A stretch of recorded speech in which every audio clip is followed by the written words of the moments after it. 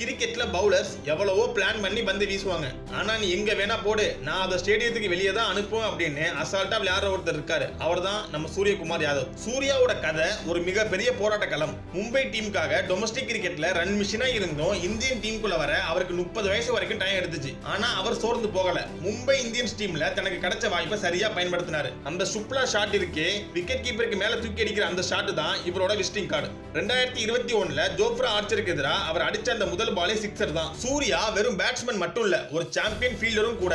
2024 T20 world cup ஃபைனல்ல David Miller அடிச்ச அந்த பந்தை பவுண்டரி லைன்ல நின்னு அவர் பிடிச்ச அந்த கேட்ச் தான் இந்தியாவோட வெற்றியை உறுதி செஞ்சுச்சு. அந்த ஒரு கேட்ச் ஒட்டுமொத்த இந்தியாவோட 11 வருஷ கனவை நினைவாக்குச்சு. யங் பிளேயர்ஸ் எல்லாருக்கும் சூர்யா ஒரு பெரிய இன்ஸ்பிரேஷன். ஏன்னா வாய்ப்பு கிடைக்கலன்னு வருத்தப்படாம வாய்ப்பு வரும்போது அதை எப்படி உலகமே திரும்பி பார்க்குற மாதிரி மாத்தணும்னு இவர் நிரூபிச்சிருக்காரு. வயசு வெறும் நம்பர் தான், திறமை இருந்தா எப்போ வேணா ஜெயிக்கலாங்கிறதுக்கு ஸ்கை தான் பெஸ்ட் எக்ஸாம்பிள். இந்த ஸ்கை இன்னும் உயரமா பறக்க வாழ்த்தும்.